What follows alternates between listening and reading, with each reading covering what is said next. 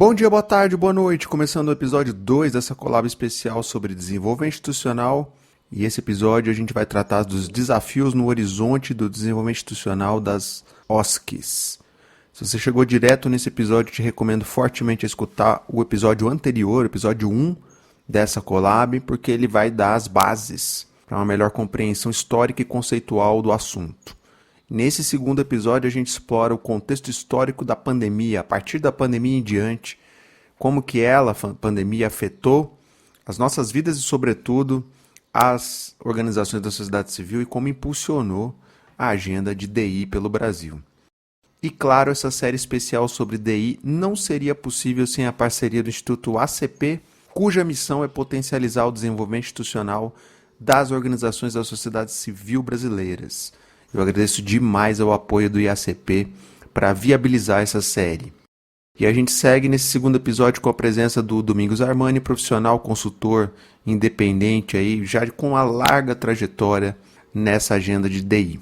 Bom, a partir da pandemia e dos seus reflexos na agenda de DI, a gente também discutiu sobre o crescimento da agenda decolonial, toda essa discussão, e também sobre a expansão e capilarização que a agenda de DI tem experimentado Brasil adentro. Isso é muito bacana e digno de celebração.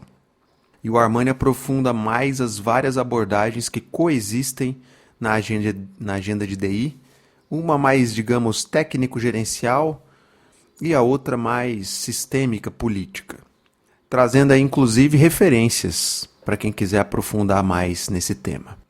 E claro que também refletimos sobre perspectivas futuras e tendências sobre essa agenda de DI.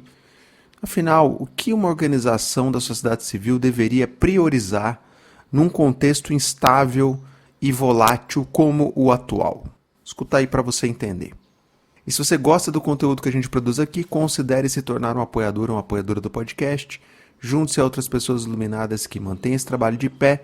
Passa lá na Apoia-se e veja como é fácil contribuir. E eu aproveito para celebrar a parceria com o Prozas, que tem divulgado aí na sua newsletter semanal algum episódio aqui da casa, valeu demais. Te convido a conhecer a Baru Inovação Social, minha consultoria. Quer trocar uma ideia sobre parcerias, trampos, só chegar. E claro, agradeço mais uma vez a parceria com o Instituto ACP, que viabilizou essa série especial sobre DI sensacional. Então é isso, agradecer ao Domingos Armani por dividir conosco a sua experiência, suas reflexões e, sem mais delongas, partiu para o episódio.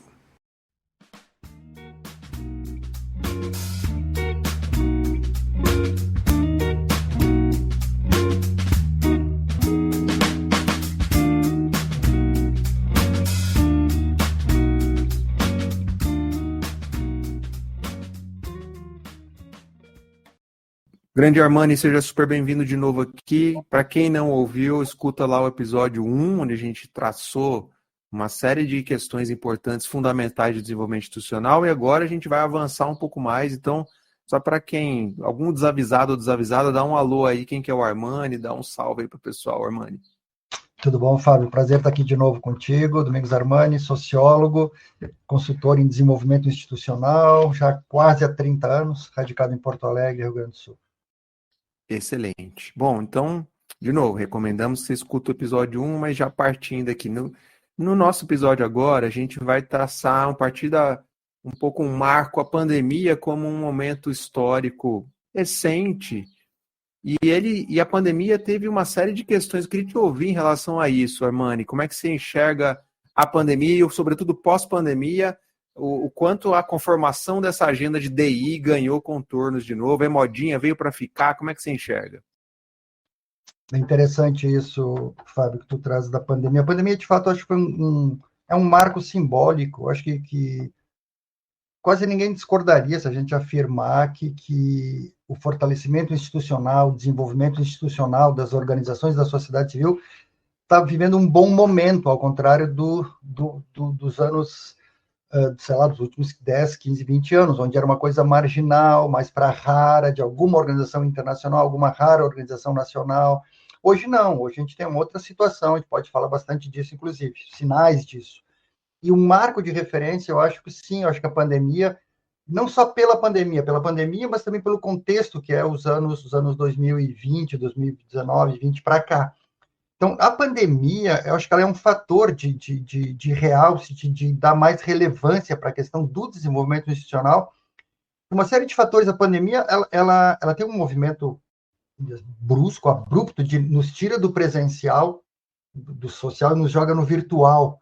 Né? Ela já é o isolamento. Bom, e todo aquele, não quero recordar de todo aquele sofrimento de todo tipo no período, mas esse movimento do presencial para o virtual, ele também tem uma correspondência de nos levar de fora para dentro, no certo, de fora para dentro das pessoas, para dentro das famílias, para dentro dos círculos de amizade e de solidariedade, para dentro das organizações. Todo mundo acaba se preocupando mais com o dentro, de alguma forma. Acho que tem uma coisa, um simbolismo importante aí. A gente deu mais atenção para o sofrimento, a nossa volta, para a necessidade de cuidado de todo tipo. Digo, de novo, nas relações, nas famílias, nas organizações, na sociedade, né? Apesar do governo de 4 anos que tivemos concomitante com a pandemia, que não fez isso, pelo contrário, né? E eu acho que também nos fez pensar em modos de trabalho alternativos, porque o virtual nos colocou diante do imperativo de aprender a trabalhar fora do presencial, no virtual, no online. Veio o home office, primeiro 100%, quase 100%, algumas pessoas do administrativo ainda iam nas sedes das organizações, e depois cada organização teve que desenhar o seu jeito de equilibrar o presencial com o virtual, fazer acordos de regimento interno. Então, tudo isso acaba levando água, eu quero trazer assim, para uma coisa o nosso olhar se tornou mais voltado para dentro em relação ao anterior das organizações, mais crítico, mais exigente em relação a uma série de coisas. Então, isso é um fator que traz à tona a questão do desenvolvimento institucional. Ele ajuda a dar realce ao tema do desenvolvimento institucional. Agora, veja, isso está também no momento que tem um segundo fator, eu acho que gera essa relevância do fortalecimento institucional, que é a crise política do Brasil a partir de 2015 e 2016, o impeachment, o golpe, a prisão do Lula, a eleição do Bolsonaro, o governo Bolsonaro, as ameaças constantes à democracia de todo tipo no Brasil, e o contexto internacional também se movimentando nessa direção. Então, a crise, digamos, do que era a democracia e o padrão de desenvolvimento brasileiro, as ameaças à democracia a partir da direita, da extrema-direita, fazem dar contornos ainda mais importantes para a força de resiliência, de resistência das organizações comunitárias de base, das organizações das comunidades nos territórios, das ONGs, das igrejas que têm penetração social e têm compromisso social, enfim, das organizações da sociedade civil, institutos, fundações, muita gente. A gente teve recorde de ajuda humanitária emergencial naquele período, com muita contribuição de pessoas jurídicas, de empresas, também de pessoas físicas, não é? E isso era capilarizado por alguém que estava na ponta, ajudando a distribuir recursos, cestas básicas, materiais de higiene, etc. Essas eram as organizações comunitárias, as ONGs com capilaridade, os movimentos sociais com capilaridade. Então, isso também traz um outro fator, no mesmo período, que reforça a relevância de fortalecer esse tecido social que é capaz de ter esse tipo de reação nessas circunstâncias e em outras circunstâncias de defender e promover direitos em contextos adversos do ponto de vista político e democrático, né? E, por fim, acho que o terceiro fator para complementar, acho que se junta a isso também nesse mesmo período, é que tem um debate internacional crescente nos últimos 5 a 10 anos no máximo, né? Quer dizer, estamos falando aí da pandemia 2020 para cá, um pouco antes disso, sobre a necessidade de fortalecer as organizações, necessidade de apoio flexível e não rígido, ter apoio para desenvolvimento institucional junto com apoio a projetos, certo? Vem a discussão da decolonialidade, de crítica ao neocolonialismo nas relações de financiamento internacional, a necessidade de fazer um momento de descolonizar ou de decolonialidade, que isso tem implicações para as formas de apoio, para as modalidades de relacionamento, de parceria internacional. Vem um conceito de localização, tudo isso no debate internacional, localização, que é a ideia de quanto mais próximos do local estiverem os recursos e as decisões, melhores serão esses recursos utilizados, mais efetiva será a sua utilização. É um conceito que está muito ligado à decolonialidade, né? Fazer os recursos chegarem na ponta, nos territórios. E isso cresceu nesse mesmo período. Então, esses três fatores, esse fator dos debates internacionais que vai influenciando o Brasil, decolonialidade, localização, fazer recursos chegar na periferia, na ponta, etc. o Brasil vai entrando nesse debate, ele vai tendo mais relevância. A força da sociedade civil, a relevância do fortalecimento da sociedade civil num contexto de ameaças à democracia, num contexto em que a ameaça à democracia não é ocasional, é uma ameaça que se torna permanente à democracia. E as questões que a pandemia trouxe, do necessidade de cuidar da casa, cuidar melhor da casa, cuidar melhor das relações, tirar elementos tóxicos, às vezes, que tinha dentro, e tem dentro de muitas organizações, ter mais o cuidado, etc., olhar para as pessoas. Acho que são fatores a outros, mas me ocorrem esses três como coisas que ajudam a tornar o desenvolvimento institucional um tema que ganha muita força nos últimos 5 a 10 anos no Brasil.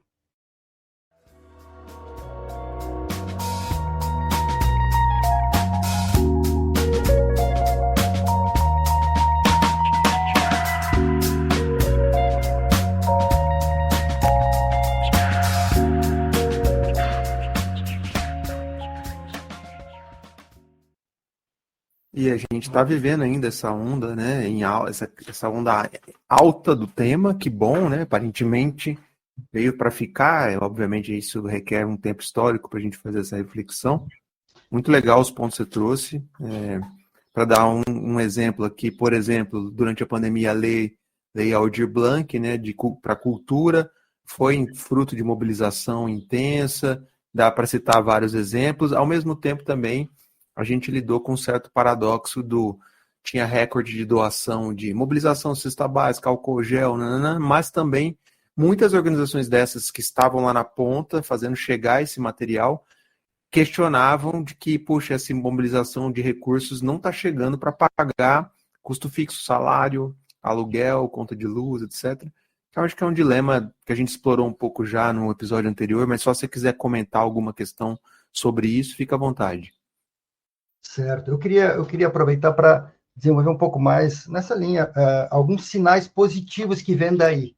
Como disseste, essa onda continua, né? Exato, essa onda de fortalecimento do desenvolvimento institucional continua. Acho que a gente tem vários avanços aí a ser reconhecidos. Tem um avanço que, assim, tem mais organizações, pessoas, lideranças, dirigentes, com a percepção da importância do fortalecimento institucional, de fortalecer capacidade, de discutir desenvolvimento institucional no campo da filantropia, inclusive. Então, isso é perceptível, é muito legal. A gente tem mais DI na agenda de eventos nacionais. Encontros da BCR, nos últimos anos, no encontro do Congresso do GIF, nos últimos 2 congressos, pelo menos, no encontro internacional do MIROS, que o governo federal fez, que é o 3º encontro internacional do marco regulatório ano passado, nos encontros de terceiro setor que a gente tinha em diferentes estados do Brasil. Então, é muito evidente, sempre tem gente falando, tem o DI explicitamente na agenda. A gente tem novos atores no ecossistema que se identificam diretamente com o desenvolvimento institucional. A gente tem a plataforma conjunta, que foi fundada, justamente lançada no Congresso do GIF 2023, né? E que é uma plataforma voltada exclusivamente para reunir, organizar e difundir conhecimentos, informações sobre desenvolvimento institucional, oportunidades relacionadas ao desenvolvimento institucional. A gente tem o Instituto ACP, que também é um pouco anterior, 2019, que é diretamente missão voltada para desenvolvimento institucional. A gente tem organizações da filantropia baseada na confiança, como se chama, né, que se identificam com esse conceito da necessidade das relações de apoio no campo da filantropia estarem baseadas em relações recíprocas de confiança. Então, isso abre todo um espaço para outro padrão de relação de apoio, financiamento e parceiro, onde desenvolvimento institucional ganha um lugar. Enfim, tem organizações, enfim, várias incorporando o conceito. Tu vê cada vez mais pessoas se apresentando como profissionais ou especialistas em desenvolvimento, quer dizer, categorizando aquilo que já vinham fazendo, mas dando o nome de desenvolvimento só porque faz sentido, porque é legal, enfim, tá muito mais em voga, circula o termo. Então, tem muitos sinais positivos aí. Agora a gente tem um certo vou chamar uma disputa, nem sempre uma disputa, mas uma diferença de abordagens, né, Fábio, sobre apoio do desenvolvimento institucional. E a gente continua, a gente já falou no outro podcast, mas eu gostaria de retomar, porque é muito importante, a gente olha para o campo, a gente vê um campo de pessoas, organizações, instituições, que quando falam em desenvolvimento institucional, estão falando em profissionalização, numa perspectiva bastante influenciada pela perspectiva corporativa, que vem de conceitos e abordagens da administração de empresas. Né? A gente está falando de universidades, MBAs, cursos, consultores, academias de negócios, etc., né, que vem muito por aí, uma abordagem, ela contribui muito, porque ela nos chama atenção para a importância de ter sustentabilidade técnico-profissional nos processos de captação, de planejamento, etc. O problema é que ela traz abordagens que são pensadas para a empresa privada, né? E aí as coisas nem sempre são tão úteis, né? Mas isso, ela vem se fortalecendo, mas também vem se fortalecendo uma visão completamente diferente, está na outra ponta do espectro, que é uma visão que a gente pode chamar integral, sistêmica, holística, de desenvolvimento social, que olha a organização como um ator político, olha como um todo, como um organismo vivo praticamente, não é? Todo integrado, onde as coisas têm conexão umas com as outras, e é importante ter esse olhar do todo, da integralidade da organização, e fortalecer enquanto um sujeito político, não enquanto uma máquina de prestar serviço, né? E aí tem muitas influências, a gente tem isso, para isso alimenta a ciência política tem uma corrente chamada neo-institucionalismo, né, que valoriza muito a importância de mudar as instituições dos processos de mudança social. A gente tem a antroposofia, tem um campo todo de influência de pessoas e organizações que se inspiram na antroposofia, sobretudo em São Paulo, no estado de São Paulo, em Pernambuco, tem vários grupos, organizações, consultorias. Tem toda uma discussão que está referenciada em cultura institucional, análise da cultura institucional, Edgar Schein, autor norte-americano importante, influencia muito o campo brasileiro. Bom, assim por diante, né? A gente tem várias. Tem a questão das organizações autogestionárias, tem havido publicações no Brasil nesse mesmo período. A gente teve a publicação do Reinventando as Organizações, do Frederic Laloux, que também teve tradução no Brasil, que influencia muito o campo nesse sentido. E uma série de elementos aí que vão se somando para tornar o desenvolvimento institucional uma discussão mais presente, mais importante, mais fundamentada, inclusive, conceitualmente, né? Mas essas abordagens, como eu estava dizendo, as duas se fortalecem, então é um jogo de forças que as duas ganham força, ganham relevância. É importante a gente estar atento a isso, se informar, ler e se posicionar, obviamente, aquilo que nos parecer mais adequado. Muito legal, Armani. E assim, primeiro você citou o Instituto ACP, de novo agradecer o apoio, está viabilizando essa série nossa aqui especial sobre DI. E segundo comentário é que esses dois polos que você citou, né, o polo da profissionalização e o polo da visão sistêmica, não é que é um ou outro, né? Existe uma coexistência entre esses polos, mais para cá, mais para lá, que não é que um quer anular o outro, né? Em teoria, ambos, caminham para uma mesma direção, que é de fortalecimento das organizações e tal. Então, é legal sublinhar isso e a gente, na nossa prática, no campo, vai observando como que esses dois polos se apresentam na prática, né? Nas organizações. Às vezes, eu imagino que você, como consultor, receba demandas, às vezes, mais para cá, mais para lá, coisas mais gerenciais ou mais discussões políticas, né? Um pouco faz sentido? Tudo isso, assim, quem está escutando a gente, a dúvida deve ser: tudo isso estaria embaixo do guarda-chuva de desenvolvimento institucional ou tem coisa que está um pouquinho fora do guarda-chuva? Eu acho, Fábio, que questão boa essa, né? Porque, sim, você olha para a minha agenda nos últimos anos, esse ano, agenda recente, convites de hoje, de ontem, eles misturam muito. Tem coisas que vêm muito numa abordagem, não, queremos nos ver, nos entender, queremos que nos ajude a gente a se pensar, bom, maravilha, pinto no lixo, né? Mas tem demandas que são mais, vou chamar técnico-gerenciais, legítimas. A gente precisa organizar, definir melhor papéis, atribuições e organizar os processos de uma determinada organização. A gente precisa aperfeiçoar o nosso sistema de monitoramento e avaliação e aprendizagem. Não significa dar mais fundamentação técnica para os processos, metodologias, como é que tu organiza os dados, como é que tu desenvolve perguntas, indicadores. Então, a questão sempre é equilibrar um pouco. Quando a demanda vem muito no nível mais político, cultural, mais abstrato, a ideia um pouco ok, importantíssimo, mas também vou tentar conectar com os pés no chão também, com a dimensão mais técnica necessária, que eu chamaria da profissionalização. E o oposto, quando a demanda vem muito, uma demanda que tem cara de uma demanda quase para um administrador, mais do que para um consultor de DI, a ideia é tentar fazer perguntas que está bem, a gente tem que dar respostas técnicas fundamentadas, adequadas, mas a gente aproveita e faz uma conexão disso com outras perguntas sobre o desenvolvimento institucional da organização, sobre a sua identidade, seu propósito, suas condições de governança, etc., né? Não que a gente vai trabalhar isso, mas a gente abre a possibilidade, estimula para ter sempre trabalhar com uma visão integral da organização, nunca segmentá-la, né? Embora a gente vá trabalhar com um tema específico, às vezes, mas tem que colocar o tratamento desse tema dentro de uma compreensão global da organização, né?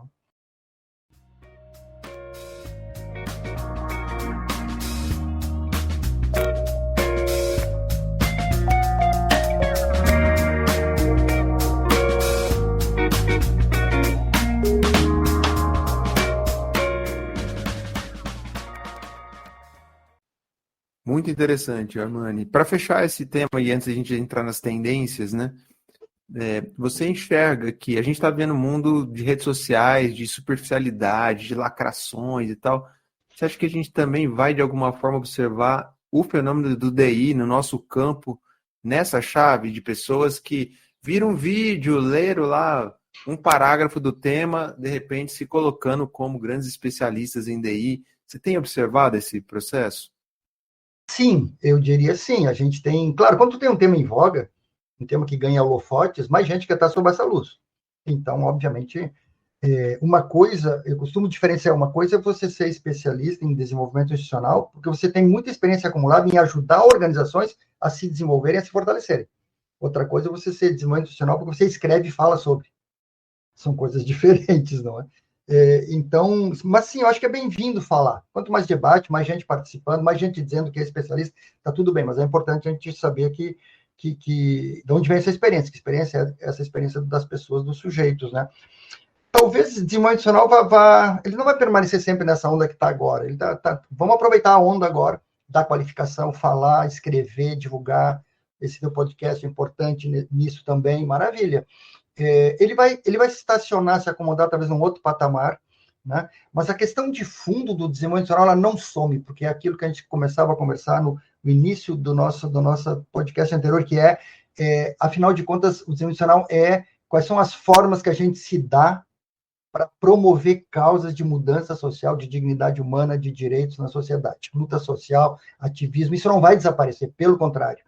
As lutas sociais, o ativismo, a necessidade de promover e defender direitos, está na ordem do dia, se a gente olha o mundo como ele está, cada vez mais necessário. E a questão do DI é que formas a gente se dá, organizativas, gerenciais, técnicas de metodologia, estratégia e tudo mais, né? Como é que a gente sustenta essas lutas, essas são as condições fundamentais do DI. Então, pode ser que a gente não chame de DI, chame de outra coisa, mas a questão de fundo vai permanecer, a gente pode até mudar, migrar de tema, de conceito, mas não de tema.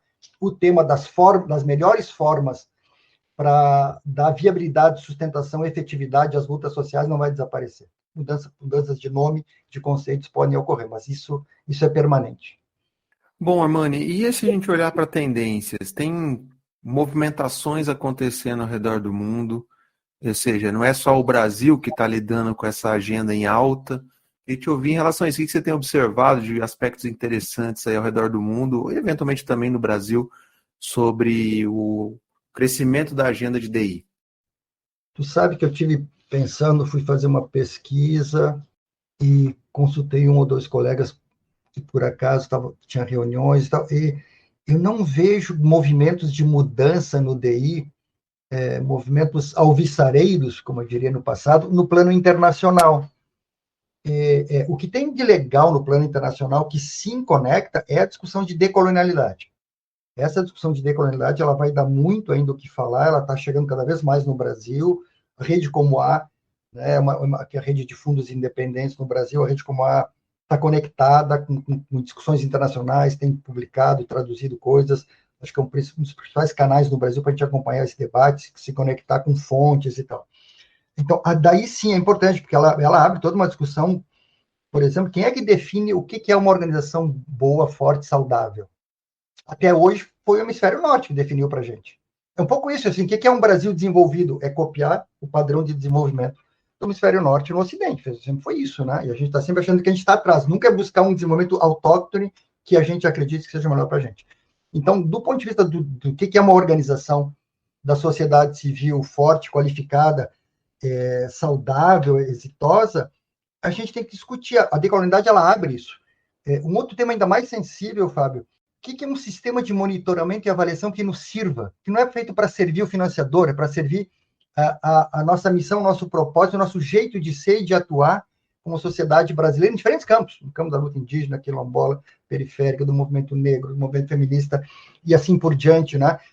Estamos devendo muito nisso, estamos devendo, as nossas ferramentas, são tudo coisas muito anglo-saxões ainda. Ainda somos lá do Marco Lógico, vem a teoria da mudança também, mas vem tudo de cima. E já houve tempo que a gente tinha Paulo Freire, meu amigo, que era daqui para o mundo, né? Só para referir a uma referência nossa fundamental, né? Viva ainda, né? Nas nossas práticas. Mas essa coisa da sustentabilidade do campo e a importância do financiamento internacional, ele acabou também, sabe, o cachimbo entorta a boca, a gente acabou um pouco aceitando demais, se submetendo demais a padrões de fora. A gente tem que aprender com o de fora, óbvio, a gente incorpora, óbvio, mas a gente fez isso num nível excessivo, ou foi levado a fazer isso num nível quase não desejável. Então, acho que tem um chamamento. Assim, o que tem de novidade no campo internacional? Eu vejo muito isso. São as discussões e as críticas que vêm a partir da crítica ao colonialismo, a decolonialidade, devem muita coisa rica. Agora, nós temos eu diria que eu acho que mais novidades vêm do Brasil e da América Latina. Eu acho que tem na América Latina e no Brasil, sobretudo, é onde está. Então, o que a gente vê de avanços no Brasil, não vejo muita coisa mais avançada, embora eu não tenha uma visão internacional tão abrangente assim, mas não vejo. Tem coisas interessantes também na América Latina, de movimentos de decolonialidade, tem redes novas surgindo, discutindo, certo? Mas a gente tem novidades no Brasil, como essas que eu mencionei antes, de avanços positivos em desenvolvimento institucional, que a gente tem que dar mais visibilidade, talvez traduzir mais coisas. Acho uma coisa importante é traduzir mais coisas para o espanhol, para o inglês, né? Isso eu acho que é uma dica já antecipando uma dica importante para quem trabalha para os institutos de filantropia baseados na confiança, para a plataforma conjunta, para a rede como para o Pacto Simbiose, que trabalha com isso também, né, com o Instituto ACP, todo esse campo, a de Setúbal, estou aqui lembrando as pessoas que me vêm mais à mente, que associo com apoio ao DI, a gente tem que, a rede como tem que traduzir mais coisas para espanhol e inglês, para chamar atenção para os movimentos positivos que estão havendo no Brasil, né, e conectar com a discussão de decolonialidade, com a discussão internacional. Então, acho que aí dá match, sabe? Aí tem uma conexão bem interessante a ser produzida. Eu tive um exemplo de uma organização internacional que faz cursos na área de desenvolvimento institucional, e boa parte dos cursos são coisas que são os mesmos há 20 anos. Bons cursos, mas assim, então, quando eu recebo uma demanda de um sistema de monitoramento e avaliação, eu tentar dar alguma resposta que inove em algumas coisas, que enfrente alguns desafios, mas quando eu vou consultar referências internacionais, eu não acho referências que me sirvam além daquelas que eu consultava há 10 anos atrás, há 15 anos atrás, das publicações que eu tenho aqui, que estão nos sites. Então, assim, só para um exemplo a gente tem que valorizar mais o que está rolando no Brasil, difundir, traduzir mais e discutir mais sobre as experiências que estão rolando de desenvolvimento institucional.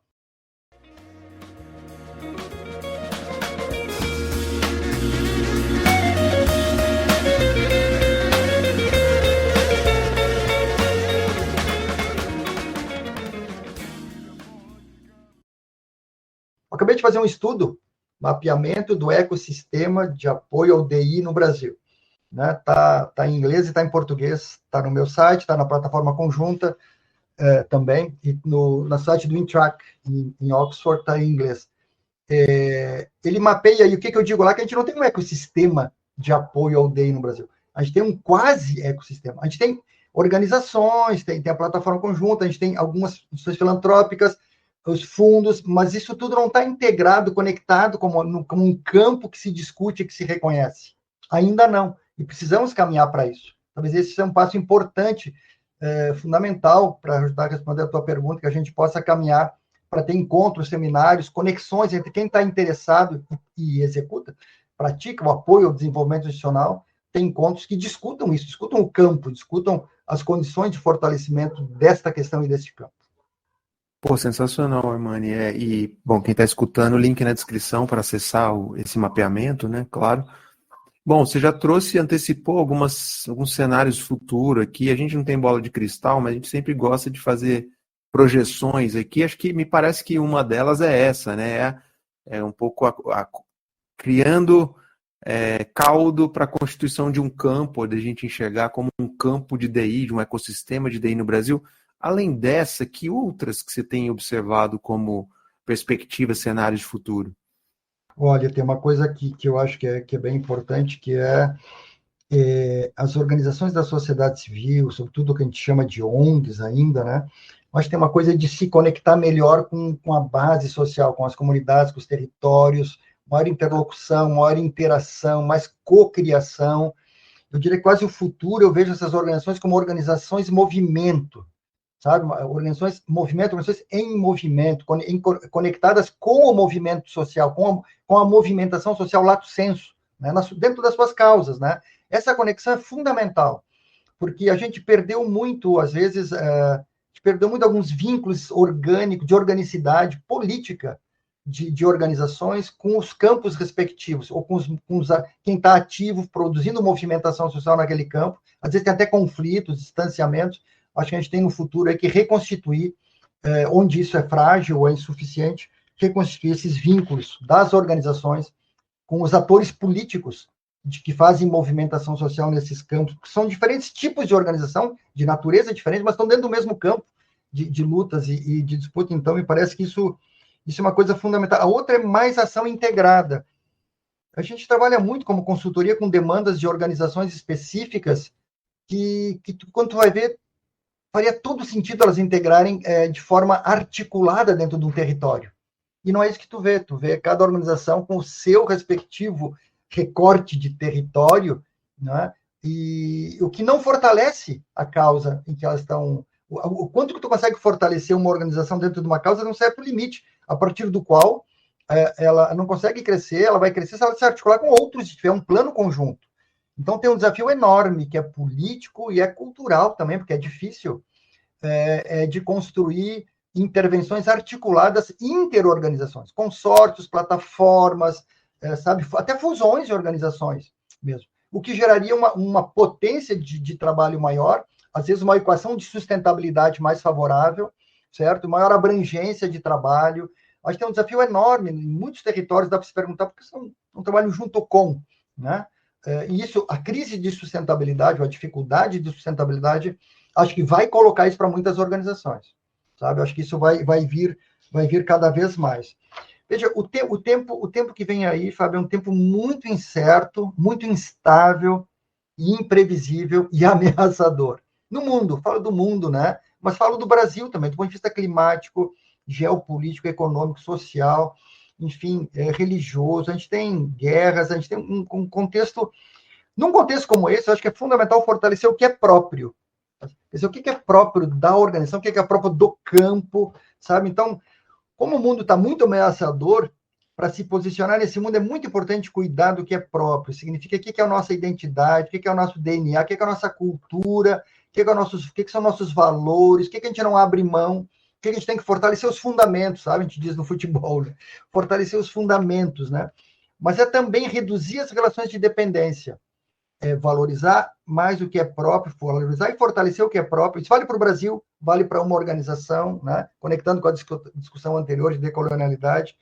Reduzir as relações de dependência, quer dizer, tentar construir relações ou selecionar relações de co-participação, de colaboração, de parceria efetiva e reduzir dependências, não só no financiamento, nas relações de cooperação e trabalho também. Existe uma presença forte no mundo digital e das redes sociais. Acho que o futuro exige, já hoje, mas ainda tem organizações que parece que relutam ou não priorizam, com a desculpa que não tem recursos, não tem equipe, mas se tu não está no mundo digital, tu não existe no futuro. Então, a presença no mundo digital, as redes sociais, de se posicionar nas disputas, ajudar a população a entender que aquele trabalho determinado tem conectado com uma determinada visão de mundo, uma visão de sociedade, com determinados valores, e fazer a disputa disso, conectando o trabalho concreto com a discussão de ideias, de valores na sociedade, né? toda uma perspectiva até muito mais reflexiva. Quer dizer, a ideia, o mundo está tão complicado, está tão distópico, que ter maior discernimento da identidade, do propósito, para que eu vim, e refletir mais sobre isso o tempo inteiro é fundamental. Então, um sujeito mais reflexivo é muito importante, tanto que a definição que eu gosto de DI é essa, quer dizer, é a capacidade de uma organização de pensar sobre si, sua circunstância o tempo todo. O mundo exige isso, né? Porque as coisas mudam muito rápido, ameaçam muito rápido, oportunidades muito rápidas, um pouco de autoproteção também. Está muito risco para as organizações. Então, a perspectiva de autoproteção, no sentido do conceito de segurança integral que se usa, né? Segurança digital, cibersegurança, segurança de dados, segurança física dos ativistas, dos educadores, dos defensores também, obviamente, segurança em todos os sentidos, né? Dentro do trabalho, né? E talvez por último, é importante a gente conectar, vai ser importante a gente conectar muito mais estratégia, inovação e efetividade. Isso é, qual é a sua estratégia, qual é a dimensão de inovação que ela tem e como é que você favorece a efetividade, como é que monitora, avalia e demonstra que a sua estratégia gera inovação e gera maior efetividade. Se ela contribui mais para a mudança da vida das pessoas, né? E demonstrar isso. Isso vai ser absolutamente decisivo, já é, e vai ser cada vez mais para a legitimidade, para a sustentabilidade das organizações.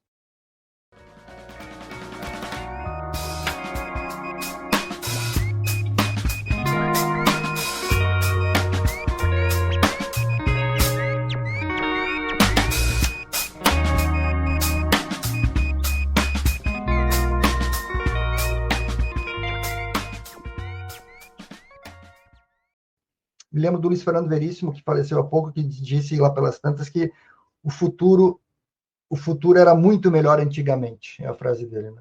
O futuro era muito melhor antigamente. Então, a gente tem um futuro aí bem complicado, difícil, desafiador. Já foi melhor o futuro anda piorando, o que significa que nós temos que nos preocupar mais com essas dimensões todas de estar no mundo, como estar no mundo, papel, propósito, etc. Né? E essa ideia que eu gosto de ser em movimento, né? Organizações em movimento, sair do estático, sair do rígido, sair do parado, não dá para jogar parado, né? Então, organizações em movimento, acho que é uma imagem boa para o desafio do futuro. Você trouxe vários pontos aqui maravilhosos, acho que já como tendências, perspectivas e tal, e também cada um deles daria uma discussão, né, em si. Vou dar 3 pinceladas apenas. Primeira é essa ação mais integrada.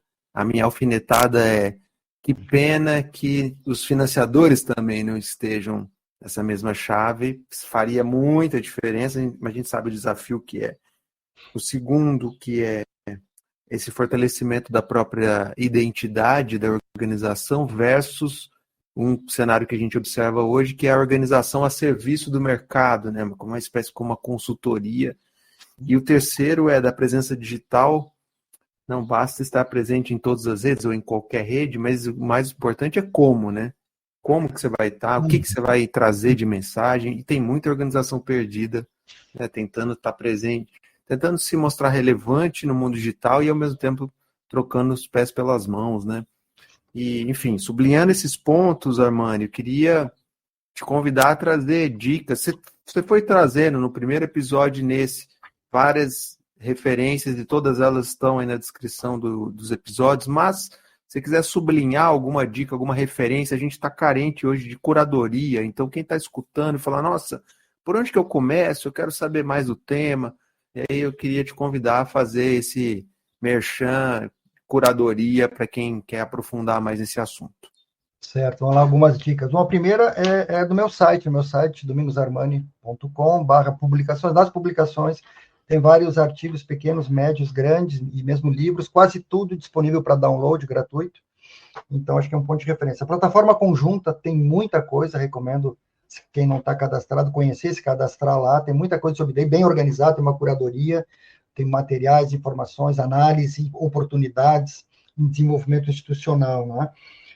Tem algumas publicações interessantes, eu acho que esse Reinventando as Organizações, né, que é uma do Frederic Laloux, tem uma publicação em português no Brasil, que é da editora Voo, de voar, né? Voo, editora Voo, de 2017, né? No Brasil, edição brasileira, então não é tão difícil de achar.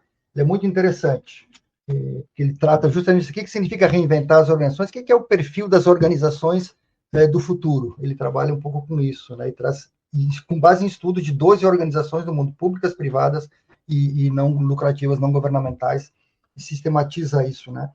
Tem uma outra publicação que eu gosto muito, que se chama Muitas Vozes, Uma Canção. É uma tradução de uma publicação internacional, a mesma editora Voo, tá? É sobre sociocracia, sobre organizações autogestionárias. Não só para interesse em organizações autogestionárias, mas é interessante a gente ver a teorização sobre o que é uma organização autogestionária e como nela se coloca questões de governança, de gestão, etc., de decisão, para a gente comparar com as organizações convencionais, e daí se geram insights muito interessantes sobre desenvolvimento institucional. É uma publicação de 2019, no Brasil, com uma tradução. São duas leituras que tiram a gente do lugar, certo? Muito boas. E eu gosto muito também da análise da cultura institucional. Então, recomendo o livro do Edgar Schein, chama Cultura Organizacional e Liderança. Cultura Organizacional, Edgar Schein, editora Atlas. A publicação brasileira é de 2007. Ele faz toda uma análise teórica, mas também de casos práticos de análise de cultura institucional. É o início, o caminho das pedras para entender o que significa cultura organizacional, cultura institucional. E, por fim, Teoria U, do Otto Scharmer, é uma abordagem / metodologia, né, para pensar em como que as pessoas podem contribuir com a sua liderança para o futuro que vem aí, para o futuro emergente, como é dito. Toda uma teoria tem o símbolo da letra U, né? Tem a ver com a letra U, teoria U, mas também em inglês, U significa você, né? Então, a teoria você também, tem um duplo sentido aí, que é como você pode como liderar pela percepção e realização do futuro emergente. É o subtítulo do livro. Mente aberta, coração aberto, vontade aberta. Tem várias publicações em português da Teoria U. Estou citando um deles, mas tem várias da editora Alta Books. Esse, pelo menos, que eu tenho em mãos aqui agora. Vou ficar por aí, mas são algumas coisas que fogem, são fora da curva, fazem a gente pensar, agregam na nossa visão do campo, do desenvolvimento das organizações, do papel delas, e de como a gente pode apoiá-las para fortalecer enquanto sujeitos que melhoram a vida da gente na sociedade, né? Sensacional. Então, quem está escutando a gente, passa lá depois na descrição, tá todos os links lá, e aí escolhe aquele que te apeteça para seguir aprofundando nesse debate. Armando, te agradecer demais, cara. 2 episódios riquíssimos, tem muita densidade e um conteúdo maravilhoso para quem está querendo aprofundar em DI. E te convidar a fazer o merchan final, alguma reflexão final para a gente arrematar aqui o nosso papo. Maravilha. Eu tenho uma plataforma de cursos dentro do meu site, né? Comecei uma plataforma de cursos. Achei que era um jeito interessante de eu organizar um pouco alguns conhecimentos que eu fui desenvolvendo e compartilhar, enfim, dar oportunidade, enriquecer com a participação de outras pessoas. Então, tem um primeiro curso, que é o curso de desenvolvimento institucional de organizações da sociedade civil. Vai para a 5ª edição no ano que vem. Ele era semestral, passei a anual. Então, a próxima edição é no primeiro semestre do ano que vem. Eu divulgo sempre bastante nas redes sociais. A gente tem turmas de em torno de 15 pessoas a cada ano, às vezes mais, às vezes um pouco menos, e turmas muito qualificadas. Gente que vem com experiência para debater, para discutir, com experiência ou de consultoria ou de liderança, de gestão de organizações. E a gente usa muito teoria, mas também história, mas muito estudos de caso. Então, dá excelentes debates sobre desenvolvimento institucional. E tem junto mentoria também, junto do curso. Então, é uma oportunidade, eu acho muito legal para quem quer aprofundar isso, e deixo isso aqui como um convite para as pessoas estarem atentas, né, ao curso do ano que vem. Tudo anotado, links na descrição. Armani, obrigado, cara. Adorei. Mais uma vez, como sempre, uma aula aqui. Obrigado demais. Que bom. Fico muito feliz, Fábio. Que coisa boa.